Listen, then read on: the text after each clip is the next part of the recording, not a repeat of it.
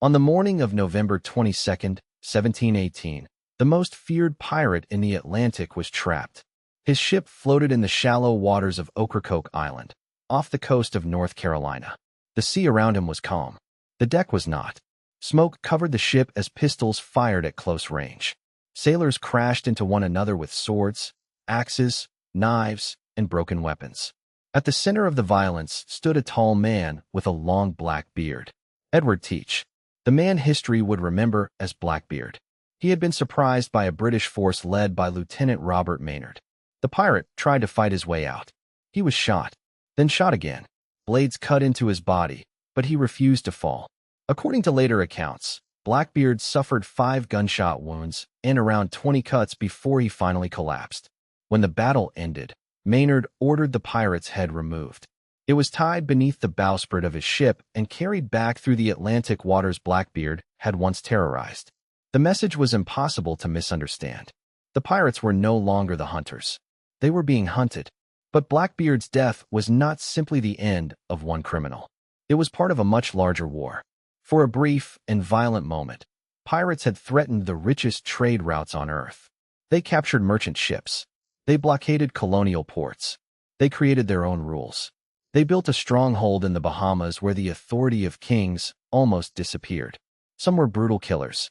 Others were former sailors who had spent years being beaten, underpaid, and treated as disposable labor. Together, they created a world that terrified merchants, governors, plantation owners, and emperors. This was the Golden Age of Piracy, and its real story was far darker, stranger, and more complicated than the legends that followed. Long before black flags appeared in the Caribbean, the Atlantic Ocean had become the center of a new global struggle. Spain, England, France, Portugal, and the Netherlands were building overseas empires. Ships crossed the ocean carrying sugar, tobacco, spices, silver, weapons, manufactured goods, and enslaved human beings. The wealth moving across the sea was almost unimaginable. Spanish treasure fleets transported silver from the Americas toward Europe. Merchant vessels carried sugar from Caribbean plantations. Slave ships crossed from the coast of Africa under conditions of horrifying cruelty. Every voyage connected distant parts of a growing Atlantic economy. But the ocean was too large for any government to control completely. A ship could leave Havana, Port Royal, Charleston, or London and spend weeks beyond the protection of soldiers or courts. There were no police in the middle of the Atlantic. No walls. No witnesses. Only wind, water, and whoever appeared on the horizon. To protect their interests and weaken their enemies, European governments turned private sailors into legal raiders. They were known as privateers. A privateer carried an official document called a letter of marque.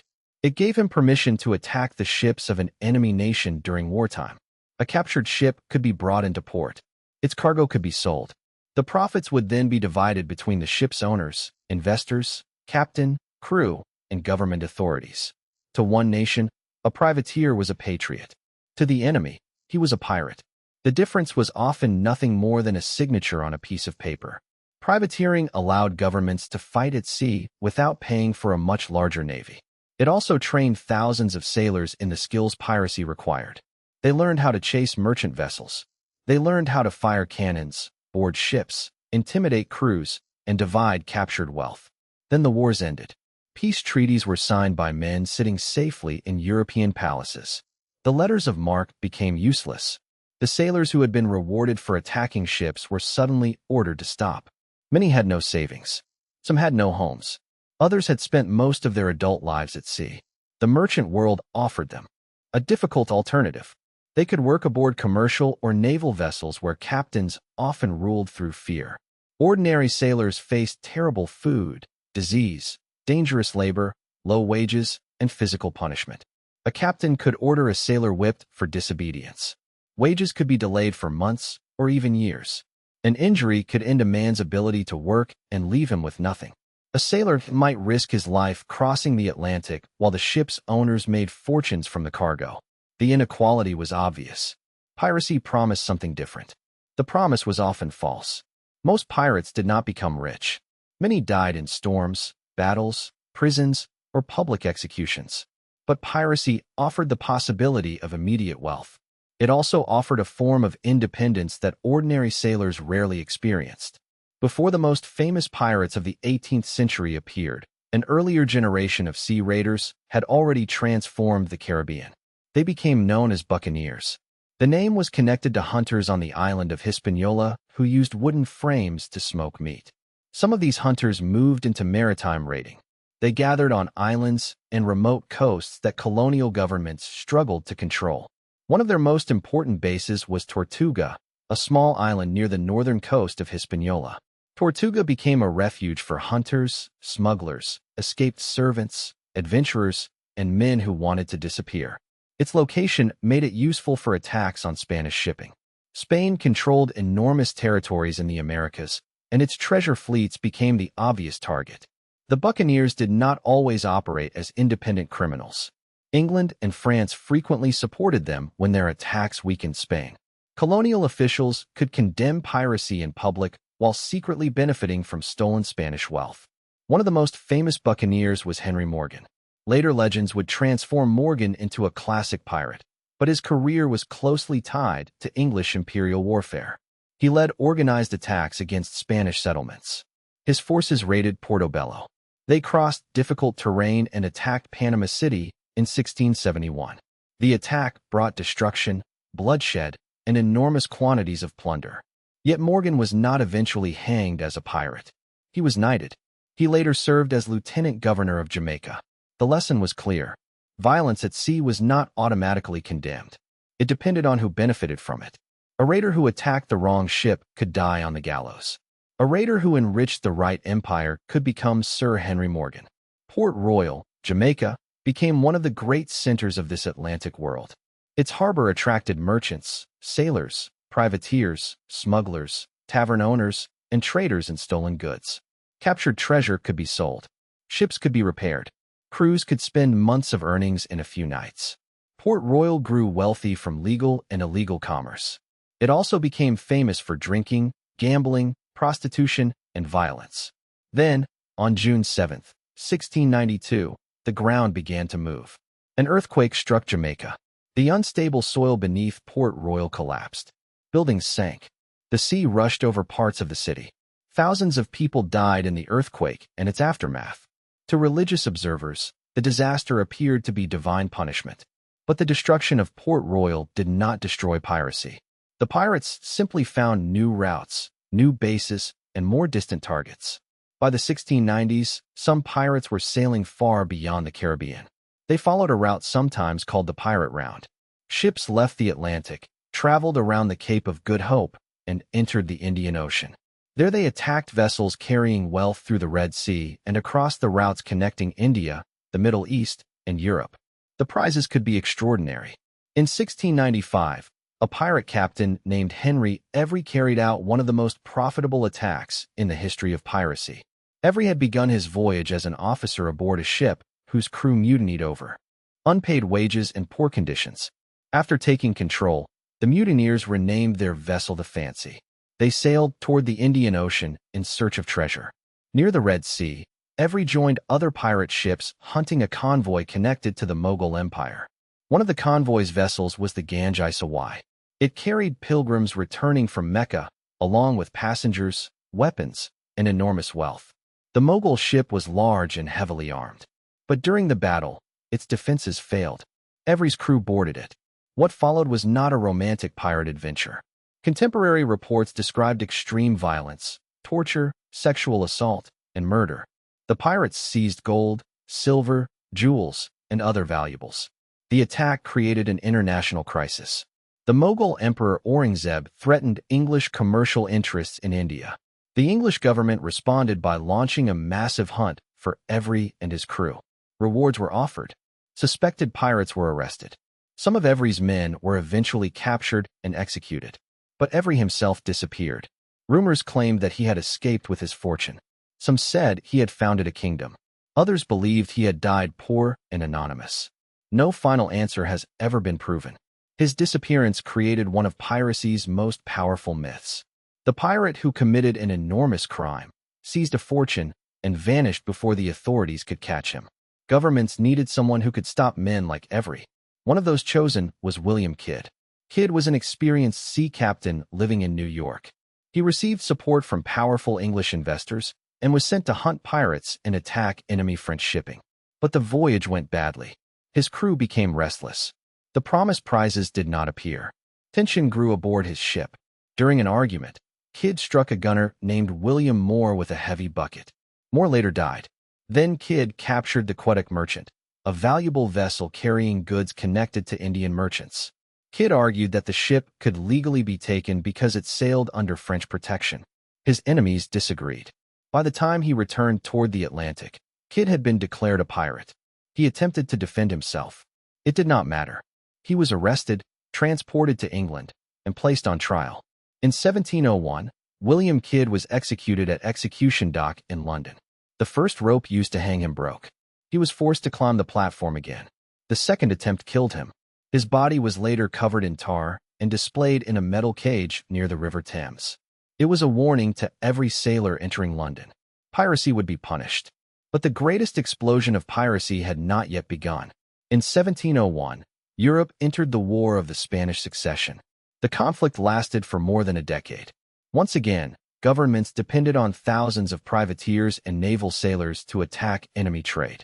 Once again, men were trained for war at sea. Then, in 1713 and 1714, peace agreements ended the conflict. Thousands of sailors were released from service. Merchant wages fell as the labor market filled with experienced seamen. Men who had carried weapons for years suddenly found themselves unemployed. Some returned to fishing or trade. Others refused to return to a system they believed had exploited them.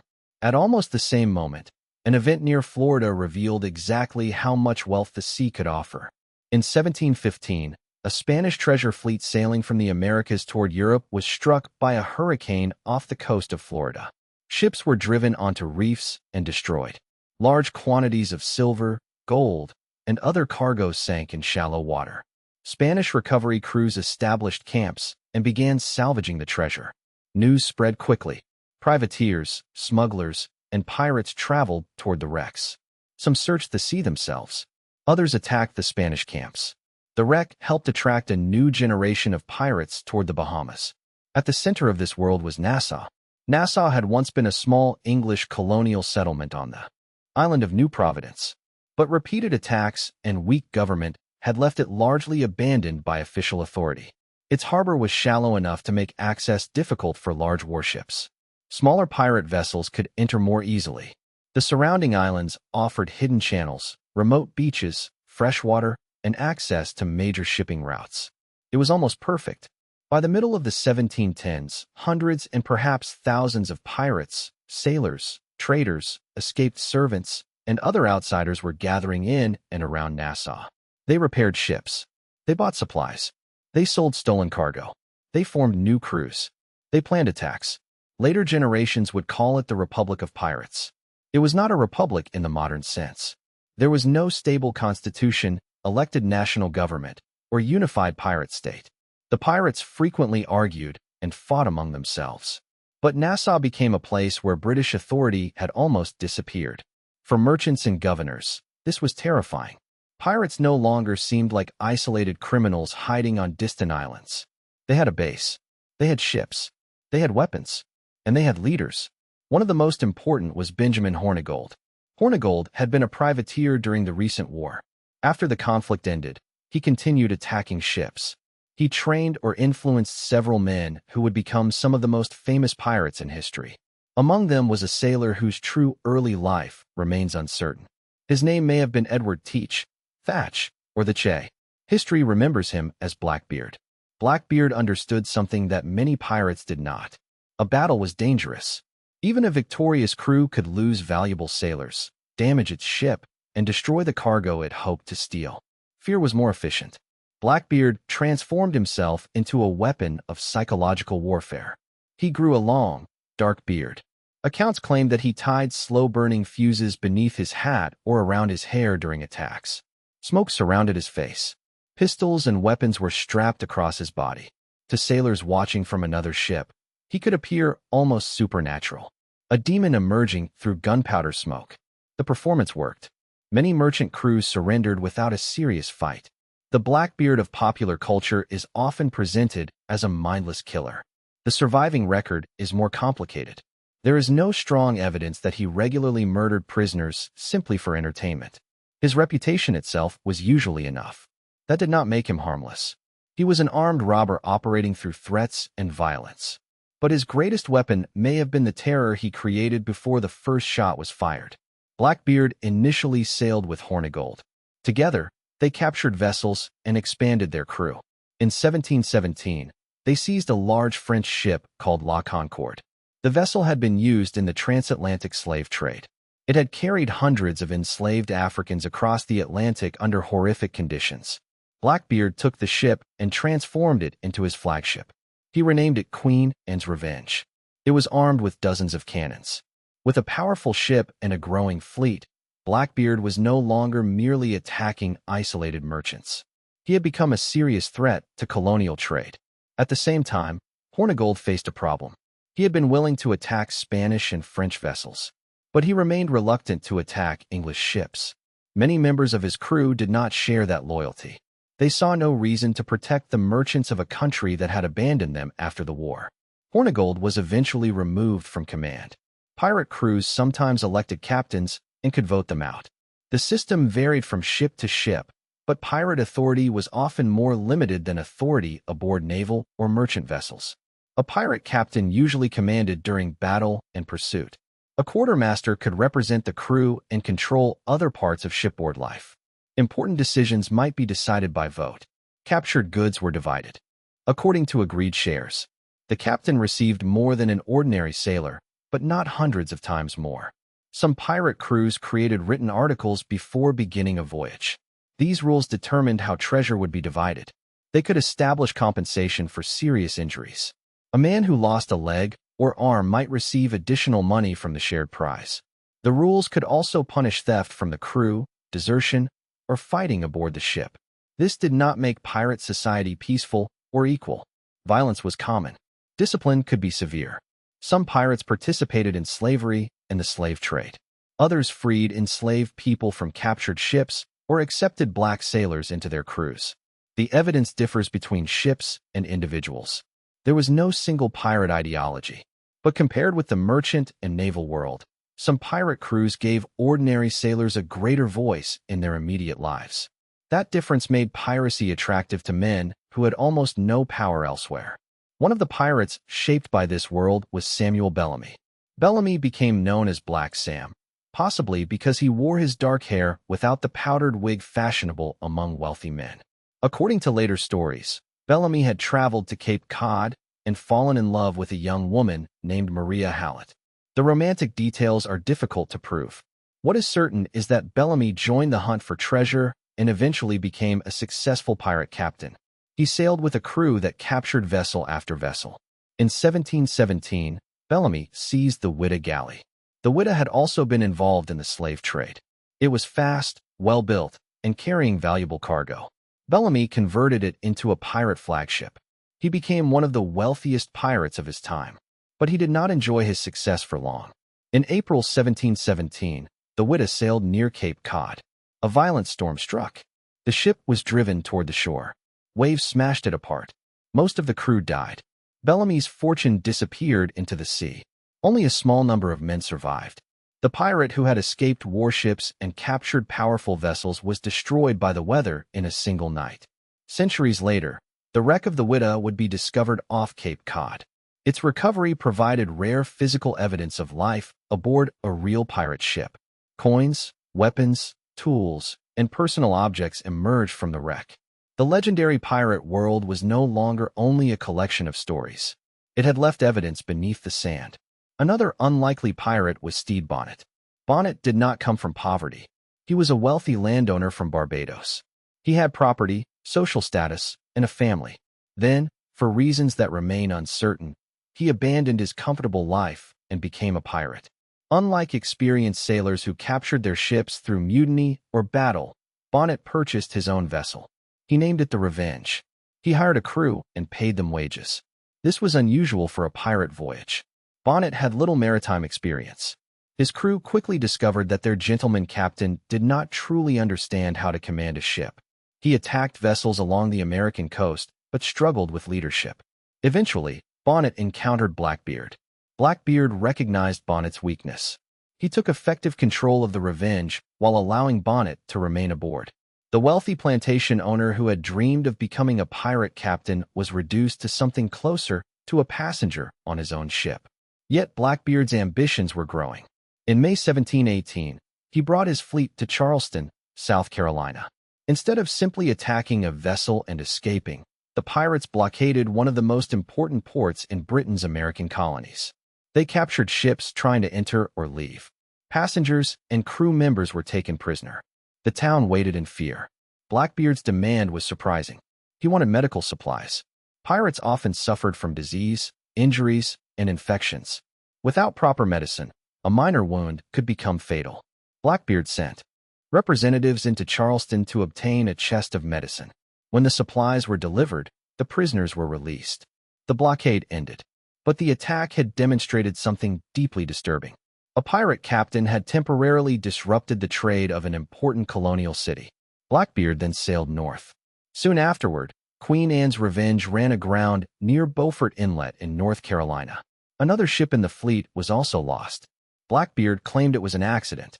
Some of his former associates may have believed otherwise. By abandoning the large ship and reducing the size of his crew, Blackbeard could keep a greater share of the loot for himself and a smaller group of loyal followers. Stede Bonnet was among those who felt betrayed. Blackbeard took valuables and sailed away.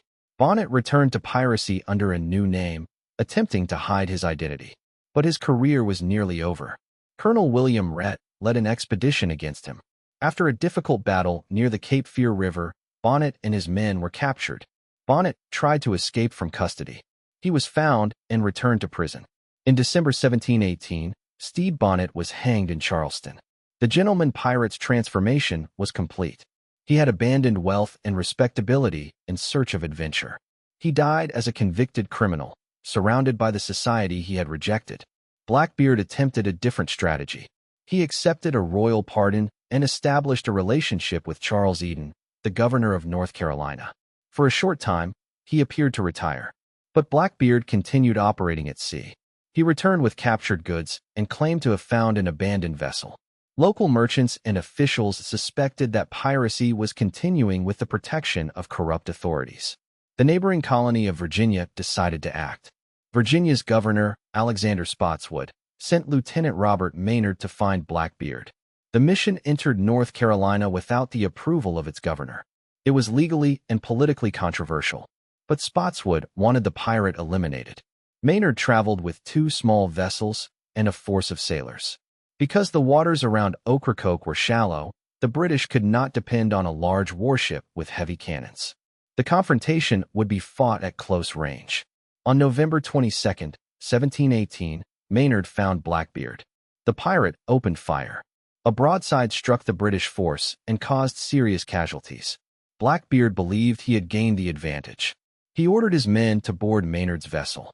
The deck appeared almost empty, but it was a trap. Maynard had hidden many of his sailors below. When Blackbeard's men boarded, the British sailors rushed onto the deck. The battle became a brutal hand-to-hand struggle. Blackbeard and Maynard reportedly faced one another directly. Pistols fired. Swords struck. Then the pirate fell. His death immediately became part of the legend. Blackbeard had been active as an independent pirate captain for only a short period. Yet his appearance, his ship, his blockade of Charleston, and his violent death made him the symbol of an entire age. The British authorities wanted his body to become propaganda. His head was displayed as proof that even the most feared pirate could be destroyed. But Blackbeard was not the only pirate facing the expanding power of the empire. The British government had already decided to destroy Nassau. The man chosen to do it was Woodes Rogers. Rogers was a former privateer who had completed a famous voyage around the world. During that expedition, his crew rescued Alexander Selkirk, a sailor who had survived alone on an island for years and later helped inspire the story of Robinson Crusoe. Rogers understood privateering. He understood sailors. He understood how pirates operated. In 1718, he was appointed governor of the Bahamas. His mission was clear: restore British authority, expel the pirates, rebuild trade. Rogers arrived at Nassau with warships, soldiers, officials, and the offer of a royal pardon. Pirates who surrendered before a deadline could be forgiven for earlier crimes. The offer divided Nassau. Some pirates accepted. They were tired, injured, frightened, or ready to enjoy whatever wealth they had managed to keep. Benjamin Hornigold accepted the pardon. He then became a pirate hunter. The man who had helped build Nassau's pirate community now pursued his former companions on behalf of the crown. Other pirates refused. Among the most defiant was Charles Vane. When Rogers approached Nassau, Vane prepared a fireship. He loaded a captured vessel with flammable material, set it on fire, and sent it drifting toward the British ships. As the British moved to avoid the flames, Vane escaped. It was a dramatic act of resistance, but it could not save the pirate republic. Rogers took control of Nassau. Fortifications were repaired.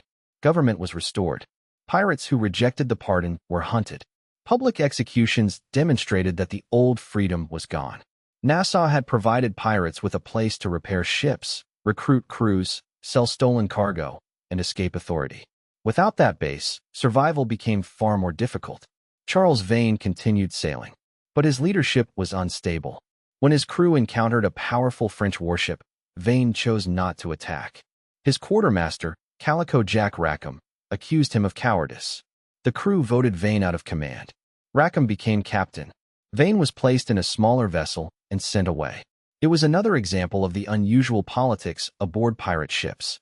A feared captain could lose his position through a vote. Vane continued as a pirate with a smaller crew. Then a hurricane destroyed his ship. He survived on an isolated island until another vessel arrived. For a moment, rescue appeared possible, but a former associate recognized him. Vane was arrested, taken to Jamaica, and hanged in 1721.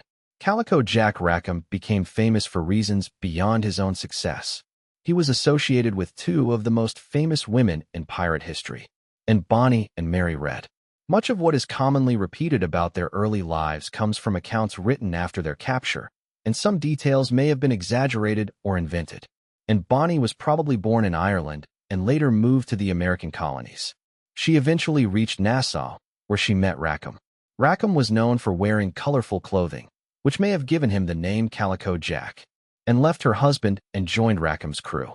Mary Reed's early life is even more difficult to separate from legend. Stories claim that she had been dressed as a boy while young, worked in male roles, and served as a soldier. At some point, she reached the Caribbean and joined Rackham's pirates.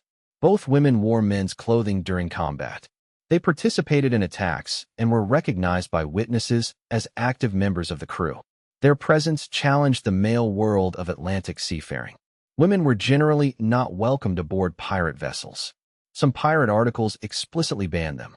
Yet Bonny and Reed were not merely hidden passengers. They became fighters whose names survived long after those of most of their male companions were forgotten. Rackham's crew operated from a relatively small vessel. They captured fishing boats, merchant craft, and other vulnerable targets. Their career was not as successful as that of Blackbeard or Bellamy, but their story ended dramatically. In October 1720, a vessel commanded by pirate hunter Jonathan Barnett approached Rackham's ship near Jamaica. Many members of the pirate crew may have been drinking. When Barnett attacked, resistance quickly collapsed. Later accounts claim that Bonny and Reed fought while many of the men hid below deck. The exact details are uncertain. What is certain is that Rackham, Bonny, Reed, and the rest of the crew were captured. Rackham was tried and executed. A famous story claims that Bonny's final words to him were that if he had fought like a man, he would not have been hanged like a dog. Whether she truly said it is unknown. Bonny and Reed avoided immediate execution by declaring that they were pregnant. Under English law, their executions were delayed.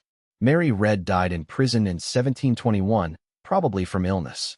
And Bonny's fate is uncertain. No reliable record clearly proves what happened to her after the trial.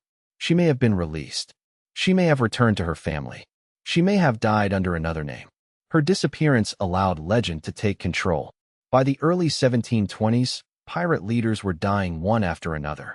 But one captain remained more successful than almost all the others: Bartholomew Roberts. Roberts was born in Wales and worked at sea before being captured by pirates off the coast of West Africa. The pirate captain Howell Davis forced him to join the crew. Roberts had been a pirate for only a short time when Davis was killed during an ambush. The crew needed a new leader. They chose Roberts. He proved to be an extraordinary pirate commander.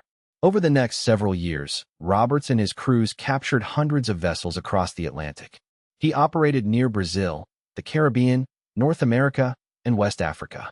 He seized ships through speed, deception, intimidation, and force. In one famous operation, Roberts encountered a Portuguese convoy near Brazil. He entered among the ships and captured one carrying valuable cargo before the convoy's defenders could react effectively. Roberts dressed in elaborate clothing. Accounts described him wearing a red waistcoat, fine jewelry, and a gold chain.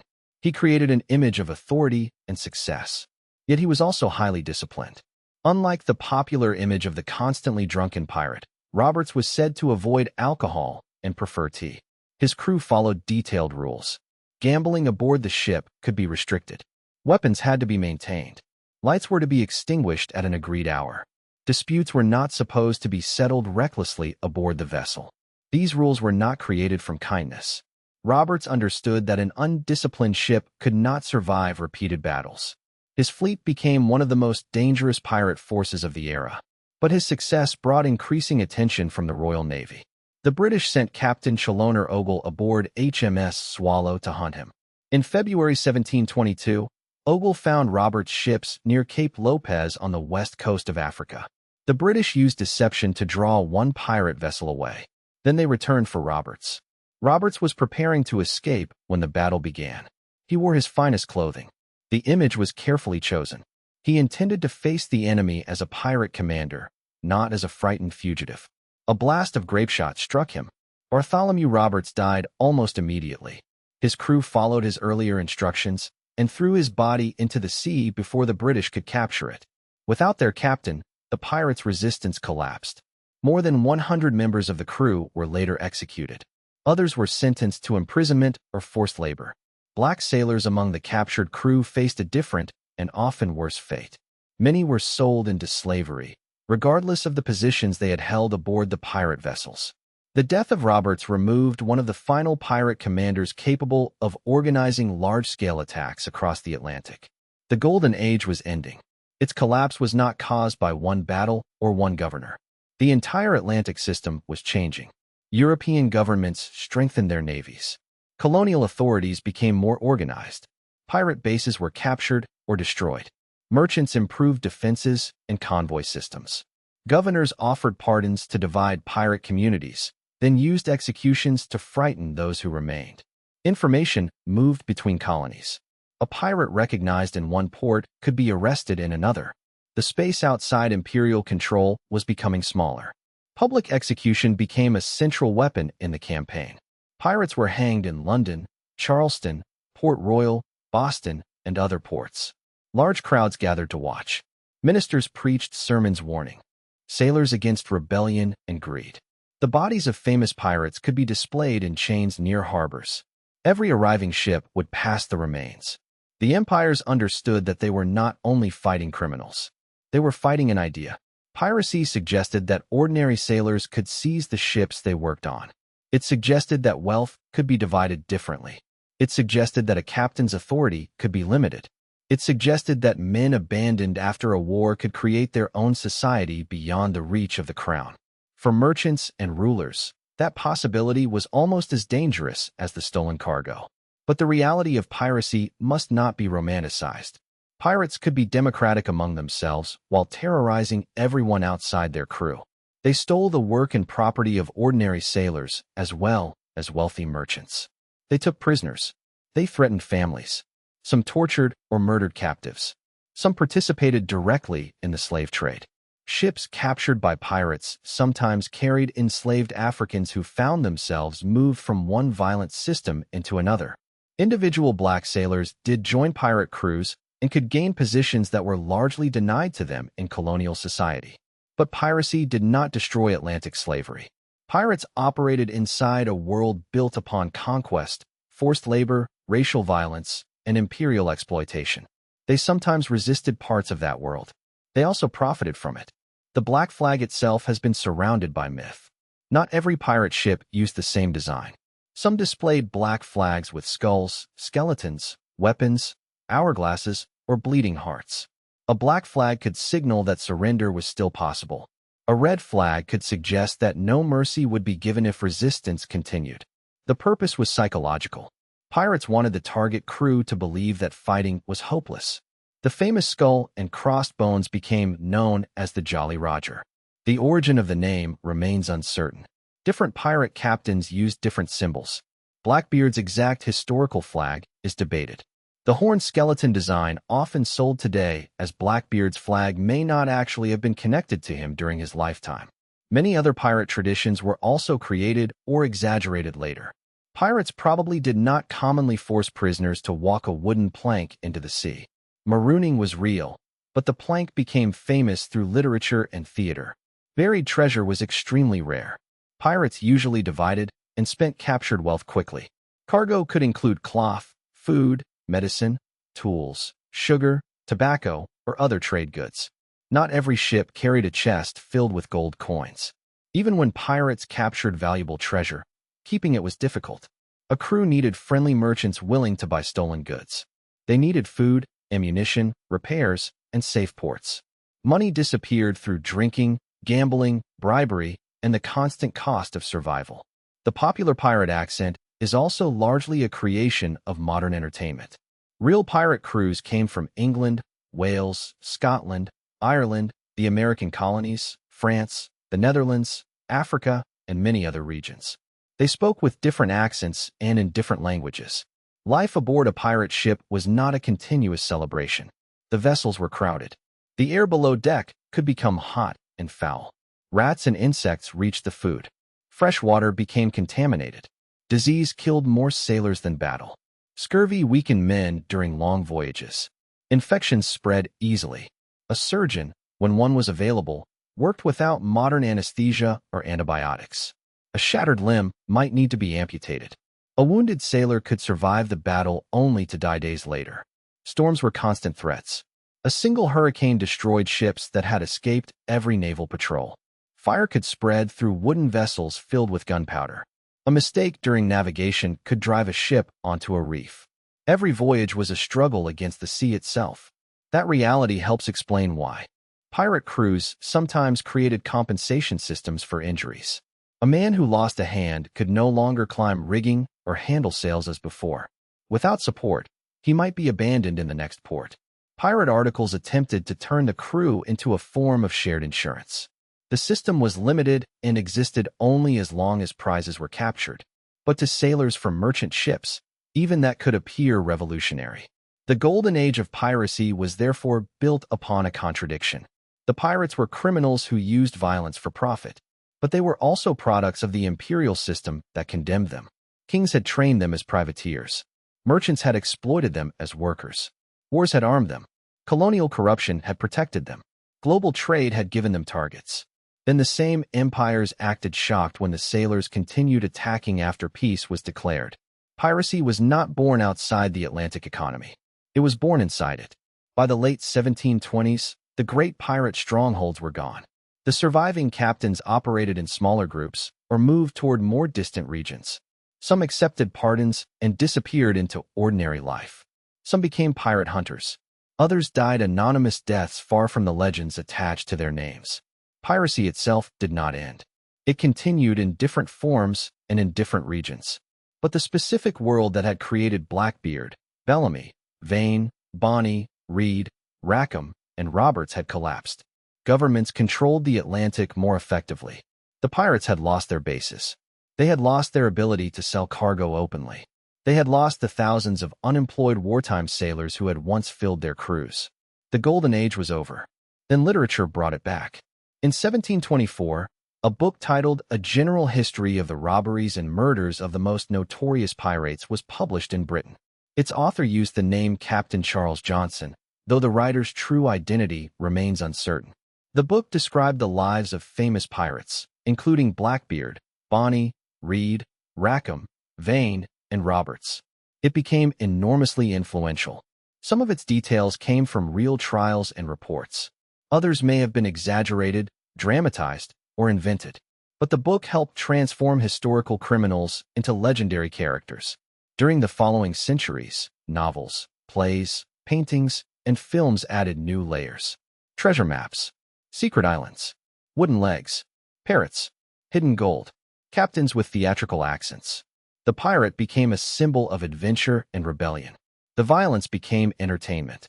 The victims disappeared. The difficult reality of labor, empire, slavery, and war was replaced by the romance of the open sea. Blackbeard became larger than the man Edward Teach had ever been, and Bonny and Mary Read became symbols of women who entered a forbidden world. Captain Kidd became connected to endless stories of hidden treasure. The Republic of Pirates became a lost kingdom of freedom. History became legend, and legend became more powerful than history.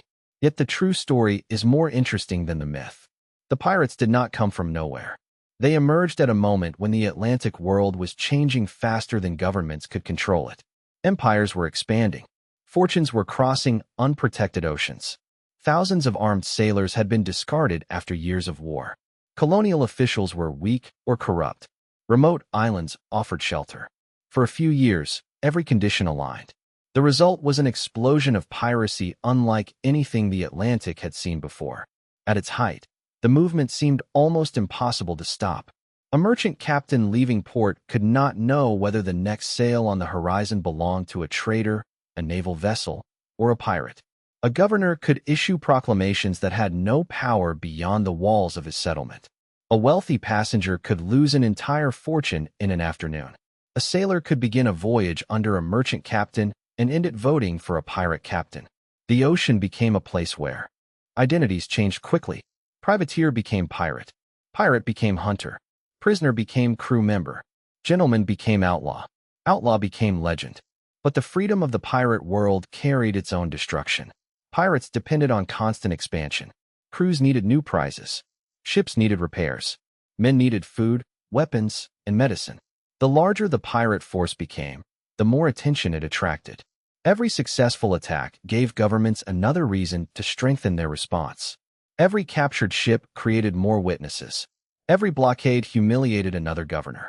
The pirates could frighten individual colonies. They could not defeat the combined resources of an empire forever. By the time many of them understood this, it was already too late. Nassau had fallen. The pardons had divided them. The Royal Navy was closing in. Their former allies had become their hunters. Blackbeard's head hung from a British ship. Stede Bonnet stood beneath the gallows. Calico Jack watched the rope prepared for him. Mary Red died behind prison walls. Charles Vane was captured after a storm. Bartholomew Roberts vanished beneath the Atlantic as his crew surrendered around him. The Golden Age of Piracy did not end with a final treasure buried on a secret island. It ended with broken ships, prison cells, executions, and bodies displayed beside the ports they had once threatened. The pirates had challenged an empire. For a moment, they had created their own world. But the world they created could not survive the forces gathering against it. History remembers the flags, the treasure, and the famous names. It remembers the freedom of the open sea. But beneath the legend was a story of exploited sailors, imperial wars, stolen wealth, slavery, rebellion, and brutal consequences. The pirates were neither simple heroes nor monsters from a fairy tale. They were men and women shaped by one of the most violent economic systems in history. Some tried to escape it. Some tried to profit from it. Many did both. And that may be why their story still refuses to disappear. Because the Golden Age of Piracy was never only about treasure. It was about what happened when thousands of ordinary people stopped obeying the world that had created them. For a few dangerous years, they sailed beyond the authority of kings. They chose their captains. They wrote their own rules. They attacked the wealth of empires. And they made the Atlantic afraid. But freedom built through violence always carried a price. In the end, the pirates discovered the same truth as the empires they challenged. Power can be seized quickly. Keeping it is far more difficult. And when the last pirate strongholds fell, the men who had once terrified the world were turned into warnings, stories, and ghosts. The ships disappeared. The treasure was spent or lost. The flags rotted. But the legend survived. If you want more true stories of rebellion, empires, battles, and forgotten people who changed history, subscribe to the channel. Were the pirates rebels fighting an unjust system, or criminals who became legends because history forgot their victims.